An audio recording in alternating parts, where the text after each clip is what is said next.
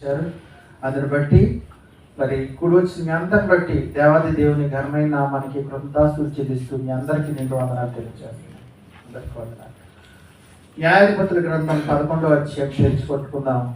కొన్ని అంశాలు ఆ యొక్క అధ్యాయం నుంచి మనం ధ్యానం చేద్దాం. న్యాయాధిపతుల గ్రంథం 11:1 వచనాన్ని మనం చూద్దాం. గిలాదు వాడైన యెఫ్తా పరాక్రమము గల బలాఢ్యుడు అతడు, యేసే కుమారుడు. గిలాదు యెఫ్తాను కనెను. క్రీస్తునందు ప్రియమైన బిడ్డ, విడువని దేవుడు అనే అంశాన్ని గురించి మన వాక్యం ధ్యానం చేద్దాం. విడువని దేవుడు. ఈ సమయాన మనం ఆలోచన చేస్తుంటే యెఫ్తా అనబడిన ఒక న్యాయాధిపతిని గురించి మనం నేటి అంశాన్ని మనం చూద్దాం. యెఫ్తాని గురించి. యెఫ్తా అనే మాటకు అర్థం ఏంటంటే తెరచువాడు అని అర్థం. ప్రియమైన బిడ్డ, యెఫ్తా అనే మాట చెప్పండి అందరం. తెరచువాడు. దేవునికి నువ్వేం తెరవాలంటే నీ హృదయాన్ని తెరవాలి. మొదటగా నీ హృదయాన్ని తెరవాలి. నీ హృదయాన్ని తెరిస్తే ఆటోమేటిక్గా నీ గుప్పిలను కూడా తెరుస్తావు. నీ గుప్పిలను కూడా దేవునికి తెరవగలరు. యెఫ్తా అనే మాటకు తెరచువాడు అని అర్థం. పత్రికల్లో ఒక స్త్రీ ఉంటది. ఆమె కూడా దేవుని వాక్యం వినపడినప్పుడు, పౌలు మాటలు వినపడినప్పుడు ఆమె తన హృదయాన్ని తెరిచింది. ఎవరండి? లూదియా. చెప్పాలి. లూదియా తన యొక్క హృదయాన్ని తెరిచి. ఈ సమయాన దేవుని ఆలయంలో ఉన్న నీవు ఆయనకి హృదయాన్ని తెరవగలుగుతున్నావా? దేవునికి నీ హృదయాన్ని తెరవగలుగుతున్నావు. దేవుని కొరకు నీ హృదయాన్ని తెరిస్తే దేవుడు నీ హృదయాన్ని ధైర్యంతో నింపుతాడు. దేవుడు నిన్ను బలపరుస్తాడు. దేవుడు నిన్ను ఒక బలమైన శక్తిగా వాడుకుంటాడు. దేవుడు తన గొప్ప కార్యాలని నీ ద్వారా జరిగిస్తాడు. యెఫ్తా తన హృదయాన్ని తెరిచాడు. లూదియా తన హృదయాన్ని తెరిచింది కాబట్టి దేవుడు ఆ బిడ్డల్ని వాడుకున్నాడు. ప్రియమైన బిడ్డ, ఈ సమయం మనమైతే లోకానికి హృదయాన్ని తెరిచే వాళ్ళుగా ఉంటాం. దేవునికి మాత్రం మన హృదయాన్ని మూసుకునే వారంగా ఉంటాం. కాబట్టి ఆయన అంటున్నారు ప్రకటన గ్రంథం 3:20 ఇదిగో నేను తలుపు నద్ద నిలుచుండి తట్టుచున్నాను. ఎవడైనాను నా స్వరం విని తలుపు తీసిన ఎడల నేను అతనితో కూడా, అతడు నాతో కూడా భోజనం. యేసుక్రీస్తు ప్రభువారు మర్యాదస్తులు తలుపు తట్టి వస్తారన్నమాట. తలుపు తట్టి వస్తారు. ఎందుకంటే అవతల వారు ఏ పరిస్థితులు, ఆ తలుపు తీసిన తర్వాత వస్తారు. కానీ దురుసు ప్రవర్తన కలిగిన వాళ్ళు తలుపు తోసుకుని వస్తారు. కొంతమంది బడాలమ తలుపు తోసుకుని వస్తారు. వాళ్ళకి మర్యాద తెలియదు. కానీ యేసయ్య మర్యాదస్తుడు. నిన్ను ఆయనే రూపించుకున్నప్పటికీ, నిన్ను ఆయన సృష్టించుకున్నప్పటికీ నీ మీద, నీ హృదయంలోనికి బలవంతంగా ఆయన వచ్చి కూర్చోవట్లేదు. కానీ నువ్వు తలుపు తెరవాలని సంవత్సరాలుగా ఆయన నీ గుండె, నీ హృదయపు వాకిట నిలుచుండి తట్టుచున్నాడు. ప్రియమైన బిడ్డ, ఈ సమయాన్ని మనం ఆలోచన చేస్తుంటే యెఫ్తాను గురించి ఆలోచన చేద్దాం. యెఫ్తా తండ్రి పేరు గిలాదు. గిలాదు అన్న మాటకు కరుకైన వాడు అని అర్థం. యెఫ్తా ఊరి పేరు కూడా గిలాదే. తండ్రి పేరు గిలాదు, ఊరి పేరు గిలాదు. అంటే బహుశా ఆ ఊరిలో వారు చాలా నాయకులు, ఆ ఊరికి పెద్ద మోతుబర్లు అయి ఉండొచ్చు. అలాంటి వారికి వారి ఇంటి పేరుని బట్టి వారి ఊరి పేరు వచ్చింది.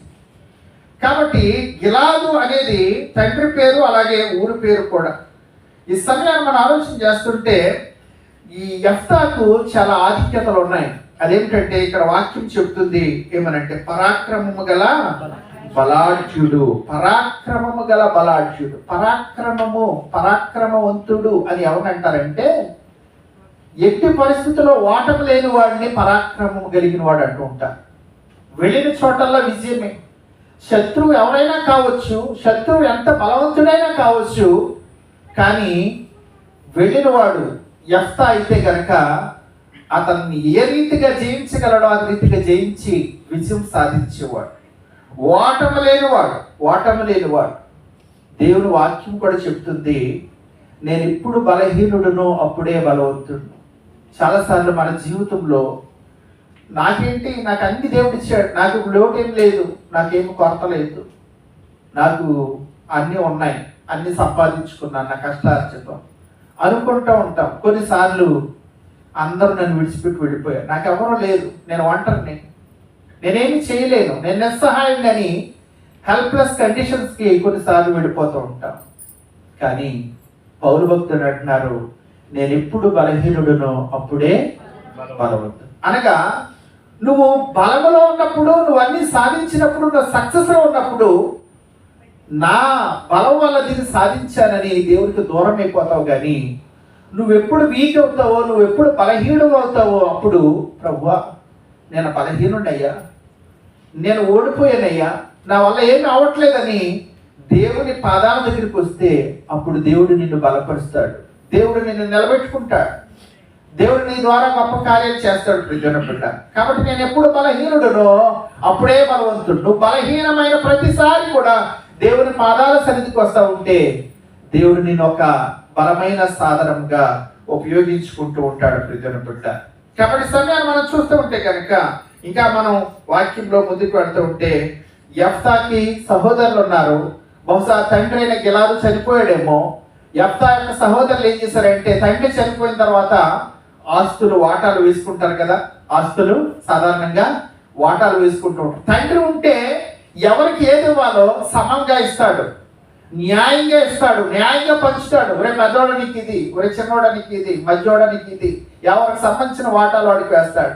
కానీ తండ్రి కనుక లేకపోతే గ్యామ్లింగ్లు జరిగిపోతాయి ప్రజలపడ్డ.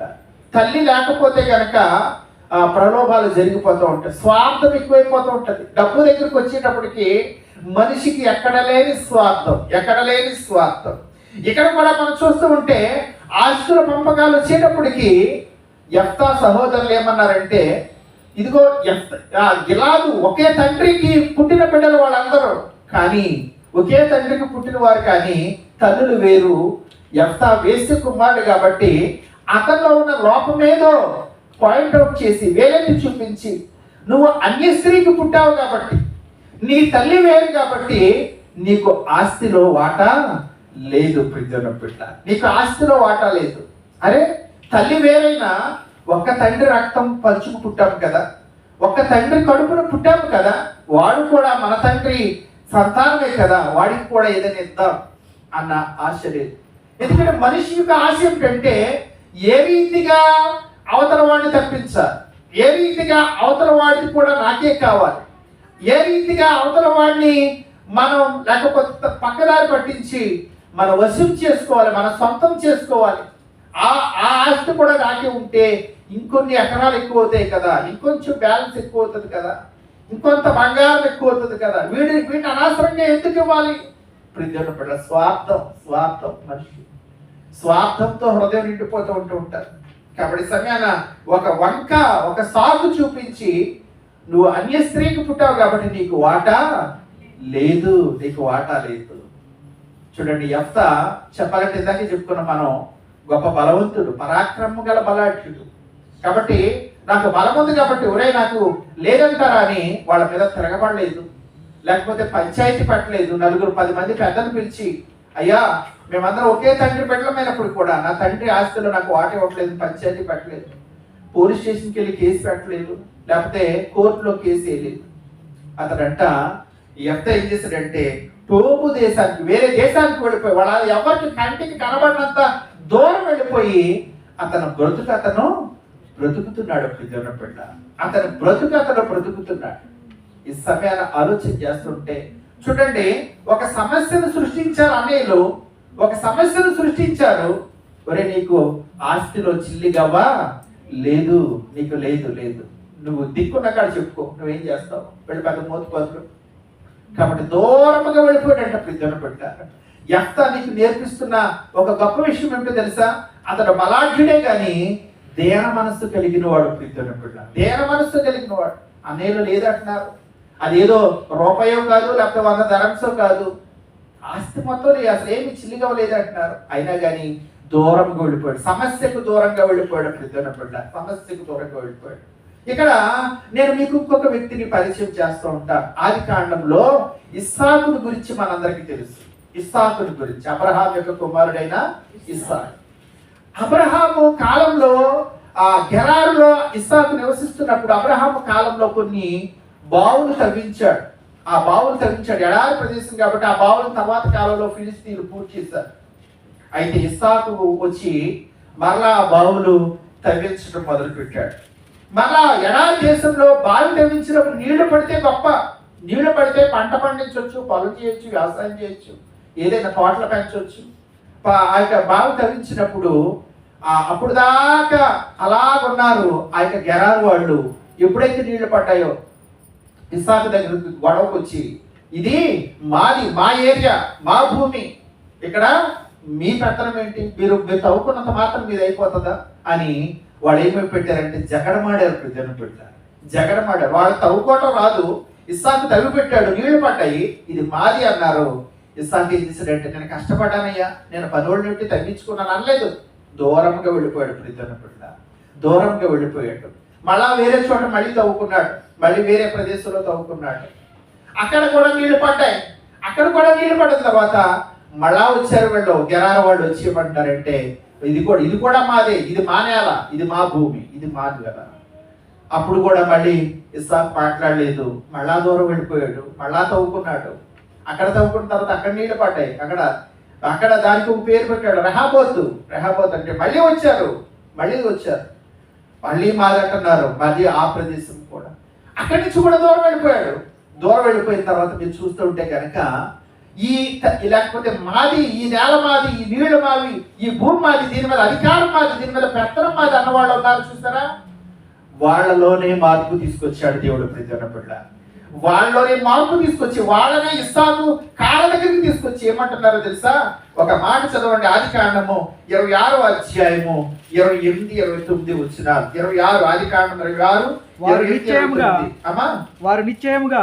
నిశ్చయముగా యెహోవా నీకు తోడైండుట చూచితిమి గనుక మనకు అనగా మాకును నీకును మధ్య ప్రయాణికులు ఉండవలెననియు మేము నిన్ను ముట్టక నీకు మేలే తప్ప మరేమీ చేయక నిన్ను సమాధానముగా పంపివేసిము గనుక నీవు మాకు కీడు చేయకున్నట్లు నీతో నిబంధన చేసుకోమనియు అనుకుంటుమి. అప్పుడు ఇప్పుడు నీవు యెహోవా ఆశీర్వాదం. ఎవరాల్లో ఇంతకు ముందు తరిమేసినోడు, ఇంతకు ముందు గొడవకు వచ్చినోడు, ఇంతకు ముందు వివాదాలకు వచ్చిన వాళ్ళు, కయ్యం పెట్టుకున్న వాళ్ళు, ప్రియులను పెట్టారా, వాళ్ళే వచ్చి అంటున్నారు, అయ్యా మేము ఏదో గొడవాడం కానీ మీ మీద చేసుకోలేదు కదా, మిమ్మల్ని దుర్భాషలు ఆడలేదు కదా, కొంచెం మా మీద జాలి చూపించి, నువ్వు దేవుడి చేత దీవించబడినోడు అయ్యా, దేవుని దీవెన పొందుకున్నవాడు, నువ్వు వినయం కలిగినవాడు, దేన మనసు కలిగినవాడు, కాబట్టి నీతో మేము కాంప్రమైజ్కి వస్తున్నాం, నీతో ఒక ప్రమాణం, నీకు మాకు గొడవద్దు, నువ్వు ఎక్కడ తవ్వుకుంటావు తవ్వుకో. క్రీస్తునందు ప్రీతిని పెట్టారు. ఈ సమయం పరిశుద్ధ గ్రంథంలో ఒక మాట కనపడుతూ ఉంటది, ఒకరి ప్రవర్తన యెహోవాకు ప్రీతికరమగినప్పుడు వారి శత్రువులు సహా మిత్రులుగా చేయును. ఇప్పుడంటే నీ ప్రవర్తన దేవుడికి ప్రీతికరం అవ్వాలి. ప్రీతిని పెట్టారు. ఇంకొక మాట చెప్తున్నారు, దేవుడు తగిన సమయం అది మిమ్మల్ని హెచ్చించినట్లు ఆయన బలిష్టమైన చేతి కింద దేన మనస్కులుగా ఉంటూ నిన్ను హెచ్చిస్తాడు. నిన్ను ఎవరైతే తోలేశారో, నిన్ను ఎవరైతే తరిమేశారో వాళ్ళనే నీ కాళ్ళ దగ్గరికి తీసుకొస్తాడు. అయితే నువ్వు చేయవలసింది ఏంటంటే, వాడెంతంటే నేనంత అని కయ్యానికి కాలు దువ్వటం కాదు. ప్రియుని బిడ్డ, సమస్య వచ్చినప్పుడు, వివాదం వచ్చినప్పుడు, అవతల వాడు నోరేసుకుని పడిపోతున్నప్పుడు గొడవకు దూరంగా వెళ్ళిపోవటమే మంచిది. ప్రియుని బిడ్డ, వివాదానికి దూరంగా ఉండటమే దేవుని బిడ్డల యొక్క లక్షణం. పరాక్రమ గల బలాఢ్యుడు సూర్యుడు, ఒకవేళ అవసరమైతే ఒంటి చేతి వాళ్ళందరినీ పట్టగలిగిన వాడు, నీకు ఆస్తులు చిల్లి కావలేదంటే ఎఫ్తా పోయి అంటే అక్కడో టోపు దేశంలో ఏదో అసలు తన గురించి ఎవరో తెలియని ప్రదేశంలో జీవిస్తూ ఉంటే దేవుడి కార్యం చూసారా? దేవుడి కార్యం ఎలాంటిదంటే, ఇది ఆక్రమించేసుకున్నారు కదా, ఈ భూములు పొలాలు అన్ని ఆక్రమించేసుకున్నారు. వీళ్ళ మీదకి ఎవరు వచ్చారంటేనంట, అమ్మోనీయులు అనబడిన శత్రువులు వచ్చారు. కొంతకాలానికి రోజులు ఎప్పుడు ఒకేలాగా ఉండవు కదా, కాలం ఎప్పుడు ఒకేలా ఉండదు కదా.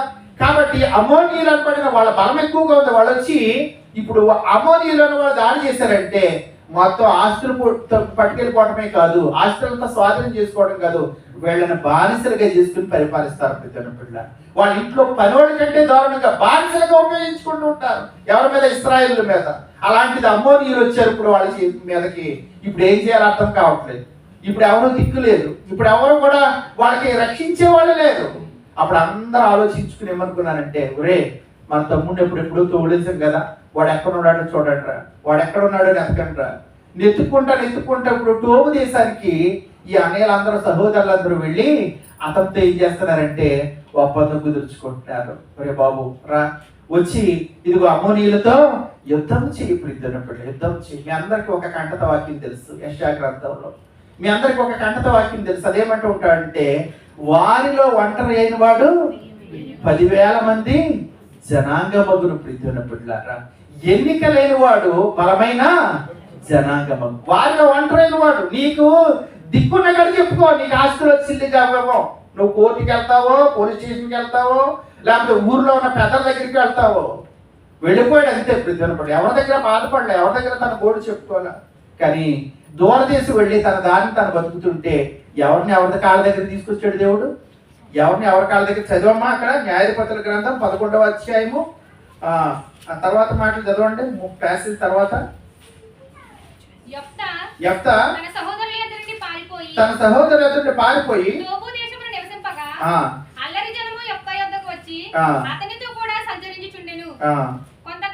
కొంతకాలమైన తర్వాత అమ్మోనీయులు ఇశ్రాయేలుతో యుద్ధం చేయగా, అమ్మోనీయులు ఇశ్రాయేలుతో యుద్ధం చేసినందున గిలాదు పెద్దలంట, అంటే వాళ్ళ అన్నీయులు తోబు దేశం నుండి యెఫ్తాను రక్షించుటకు పోయి, నువ్వు వచ్చి మాకు అధిపతివై ఉండుము, అప్పుడు మనము అమ్మోనీయులతో యుద్ధం వచ్చి మాతో పాటు ఉండమంట్లా.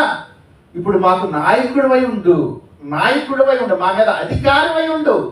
నీ అధికారాన్ని మేము కోరుకుంటున్నాం, నీ నాయకత్వాన్ని మేము కోరుకుంటున్నాం, నీ యొక్క ప్రభావాన్ని మేము కోరుకుంటున్నాం, నీ బలాన్ని మేము కోరుకుంటున్నాం. మమ్మల్ని ఏలువయ్యా, మమ్మల్ని ఏలు, నువ్వేది చెప్తే అది చెప్తాం. ఈ సమయం ఆలోచించండి ప్రియజనబిడ్డలారా.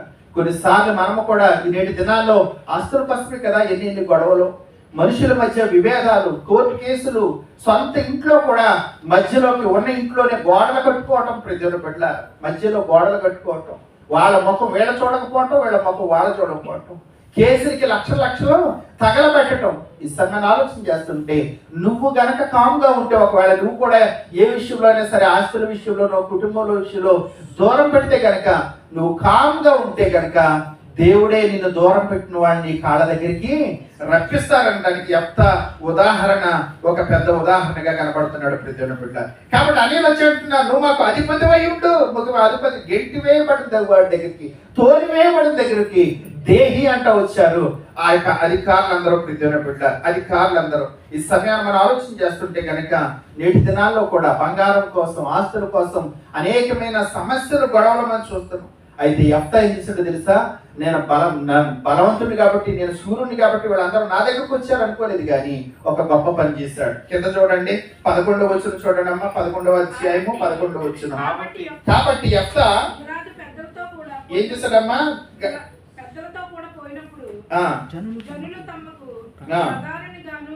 జనులంటే తమకు ప్రధానిని గాను అధిపతిని గాను అతను నియమించుకుని, అప్పుడు యెఫ్తా మిస్పాలో యెహోవా సన్నిధిని తన సంగతి అంతయు వినిపించాడు. ప్రియజనబిడ్డ, ఇంకేముంది?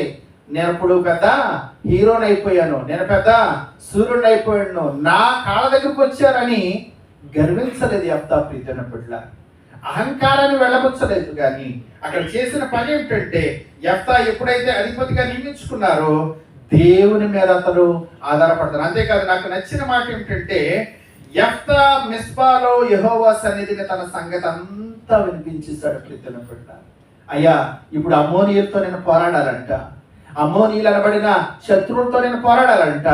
వాళ్ళతో పోరాడే బలము నా దగ్గర లేదయ్యా, వాళ్ళతో పోరాడే శక్తి నాకు లేదయ్యా, వాళ్ళతో పోరాడే ఆ యుద్ధ నైపుణ్యం నాకు లేదు. నువ్వు ఇవ్వాలయ్యా, నీ కృప కావాలి, నీ శక్తి కావాలి, నీ బలము కావాలని తన సంగతి అంతా యెఫ్తా మిస్పాలో తన సంగతి అంతా వినిపించుకున్నాడు. ఇప్పుడే కాదు కానీ అనేకమైన సంవత్సరాలుగా తనకున్న అలవాటు ఏంటంటే, తనకున్న బాధ అంతా, తనకున్న కష్టమంతా దేవుని దగ్గర చెప్పుకోవటం. ప్రియజనబిడ్డ, దేవుని దగ్గర చెప్పుకోవటం. ఈ సమయాన్ని ఆలోచన చేస్తుంటే, మిస్పా అంటే నువ్వు సంఘముగా ఇక్కడ ప్రార్థన చేస్తాం, కానీ నువ్వు ఏకాంతంగా, నువ్వు వ్యక్తిగతంగా ప్రార్థన చేయడానికి ఒక ప్రత్యేకమైన ప్రదేశం నీ జీవితంలో ఉండాలి. ప్రియజనబిడ్డ, ఒక ప్రత్యేకమైన ప్రదేశం ఉండాలి. ఒక ప్రార్థనా గది కావచ్చు, ఒకళ్ళందరికీ గదులేమో అక్కలేకపోతే ఒకళ్ళ గదులు లేని వాళ్ళైనా ఒక నీ యొక్క ప్రత్యేకమైన నీ మంచము కావచ్చు, నీకు ఒక మిస్పాగా ఉండాలి. నీ మంచం ప్రార్థన చేసే మిస్పాగా ఉండాలి. అంతేకాదు ఒకవేళ నీ యొక్క చాప నీకు ఒక మిస్పాగా ఉండాలి. దానియేలు విషయంలో మనం చూస్తూ ఉంటాం కదా.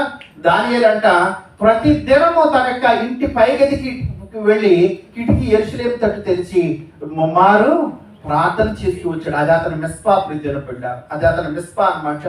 అలాగే మనం చూస్తూ ఉంటే కనుక యేసుక్రీస్తు ప్రభువారు మార్కు సువార్తలో చూసినప్పుడు ఆయన అరణ్య ప్రదేశం, ఊరికి దూరముగా ఉన్న అరణ్య ప్రదేశానికి వెళ్ళి ప్రతి దినము తెల్లవారుజాము సమయాన్ని ప్రార్థన చేశారు. దేవుని కుమారుడిని యేసుక్రీస్తు ప్రభువే ఏకాంతంగా ప్రార్థన చేసినప్పుడు మానవ మధ్యలో ఇంతలో కనబడి అంతలో మాయమైపోయే గడ్డి పువ్వు లాంటి వాళ్ళం, ఆవిరి వంటి వాళ్ళం. మనం ఏకాంతంగా ప్రార్థన చేయొద్దా ప్రియమైన బిడ్డలారా? మనం ఏకాంతంగా ప్రార్థన చేయొద్దా? ఈ దినాన నీ జీవితంలో ఒక మిస్పా అనుభవం కలిగి ఉన్నావా? నీ జీవితంలో ఒక మిస్పా అనుభవం కలిగి ఉన్నావా? 119వ కీర్తన 26వ వచనం చూడండి, ముగిద్దాం. 119వ సంకీర్తన 26వ వచనం మనం చూస్తుంటే గనక నా చర్య అంతయు నేను చెప్పుకొనగా నీవు నాకు ఉత్తరం ఇచ్చి చాలండి. నా చర్య అంతయు నీకు చెప్పుకొనగా. యెఫ్తా తన సంగతి అంతయు మిస్పాలో వినిపించాడు. ఏమి దాచుకోలేదు. చాలా మంది దేవుని దగ్గర ప్రార్థన చేయడానికి కూడా దేవునికి అంతా తెలుసు కదా, తెలిసినా నువ్వు చెప్పాలి. ప్రియమైన బిడ్డ, యేసు ప్రభు అని నీ నోటితో ఎందుకు ఒప్పుకోమన్నాడు? ఒప్పుకోవాలి. కన్ఫెసింగ్, నీ నోటితో చెప్పుకోవాలి నీ చర్య అంతా. ఇక్కడ కీర్తనాకారుడు అంటున్నాడు, నా చర్య అంతయు నేను చెప్పుకొనగా. నీ బాధ ఏంటో, నీ దుఃఖం ఏంటో, నీ వేదన ఏంటో, నీ చింత ఏంటో, నీ కలవరం ఏంటో, నీ సమస్య ఏంటో, నీ అనారోగ్యం ఏంటో నువ్వు చెప్పుకోవాలి. నువ్వు 500 రూపాయలు కార్డు కొనుక్కుని డాక్టర్ దగ్గరికి వెళ్ళావండి. డాక్టర్ 500 రూపాయలు కొనుక్కుని వెళ్ళావు కదా, మందు రాసేస్తాడా? ఏమ్మా ఏంటి నీ సమస్య అంటాడా? అంట. అసలు నీ ప్రాబ్లం ఏంటి? నువ్వు ప్రాబ్లం చెప్తే వెళ్ళిన నువ్వు, లేకపోతే మనము అప్పుడు నీ యొక్క సమస్య, నీ తల బాధో, లేకపోతే నీ కడుపులో బాధో, గ్యాస్ట్రిక్, ఇంకోటి మోకాళ్ళప్పుడు నీ సమస్య చెప్తే ఆయన మెడిసిన్ రాస్తాడు. ఆయన మెడిసిన్ చదువుకున్నవాడే, కానీ నువ్వు సమస్య చెప్పకపోతే ఆయన ఏ మెడిసిన్ రాస్తాడు? ప్రియమైన బిడ్డ, నీ చర్య అంతా చెప్పుకోగలుగుతున్నావా? యెఫ్తా తన చర్య అంతా కూడా, తన దుఃఖం అంతా మిస్పాలో దేవుడి దగ్గర కుమ్మరించుకున్నాడు. దేవుడు సహాయం చేశాడు. దేవుడు సహాయం చేయడం కాదు, తర్వాత అమ్మోనీయుల మీదకి యుద్ధం వెళ్ళడానికి ఆ తర్వాత అధ్యాయం చదివి చాలా బ్యూటిఫుల్ గా ఉంటుంది. ఒకసారి చదవండి ఆ 11వ అధ్యాయము. యెఫ్తా ఏం చేస్తున్నాడంటే, దేవా ఇదిగో నాయనా, నేను అమ్మోనీయుల మీదకి యుద్ధంకి వెళ్ళబోతున్నాను, నా శక్తి చాలని దేవుడి మీద ఆధారపడ్డాడు. అంతేకాదు కానీ దేవుడితో ఒక మొక్కుబడి చేసుకున్నాడు. దేవుని బిడ్డ, ఒక మొక్కుబడి అదేంటంటే, ఇదిగో నేను అమ్మోనీయులు జయించిన తర్వాత ఒకవేళ జయిస్తే కనుక నేను ఇంటికి వెళ్ళినప్పుడు నా ఇంటి సింహద్వారం నుంచి ఎవరైతే ముందుకు వస్తారో వాళ్ళు నీకు బలిగా అర్పిస్తానన్నాడు. బలిగా అర్పిస్తానన్నాడు. చూడండి, దేవుడు ఎలాంటి దేవుడు పెట్టిన పరీక్ష అది. నిజంగా దేవుడు నాకు నువ్వు లంచం ఇస్తేనే, లేకపోతే నాకు గిఫ్ట్ ఇస్తేనే, బలిస్తేనే నేను విజయం సాధిస్తాను అనలేదు, ఇస్తానలేదు. కానీ విజయం ఇచ్చాడు అమ్మోనీయుల మీద. తీరా యెఫ్తా విజయ గర్వంతో జయ జయ ధ్వానాలతో వస్తుంటే ఎదురెవరు వచ్చారండి? ఎదురెవరొచ్చారు? తన యొక్క సొంత కుమార్తె. పైగా ఆ అమ్మాయి తప్ప ఇంకా అబ్బాయిలు గారు అమ్మాయిలు గారు లేదు, ఎవరు లేరు. ఏకైక కుమార్తె గంతులు వేసుకుంటూ వస్తుంది, మా నాన్న విజయం సాధించాడని. ఇప్పుడు ఏడవాలని అవ్వాలి. విజయంలో సాధించినందుకు, యుద్ధంలో విజయం సాధించినందుకేమో పక్కన విజయము సంతోషం ఉంది. కానీ ఇప్పుడు ఎదురొచ్చింది ఎవరంటే కుమార్తె. తన నోటితోనే అన్నాడు, ఎవరైతే ముందు ఎదురు వస్తారో వాళ్ళు బలిస్తానని. అయ్యో నా కుమార్తె ఎంత పని చేస్తావమ్మా. చూడండి, అక్కడ తర్వాత ఉంటది, కుమార్తె అన్నమాట ప్రకారము దేవుడికి బలి చెల్లించిన వాడుగా ఉన్నాడు. ఒక్క మాట చూడండి, ప్రసంగి గ్రంథం. నువ్వు నేను కూడా చాలా దేవుడికి ప్రామిసులు ఇస్తూ ఉంటాం, దేవుడికి చాలా మొక్కుబడి చేసుకుంటూ ఉంటాం.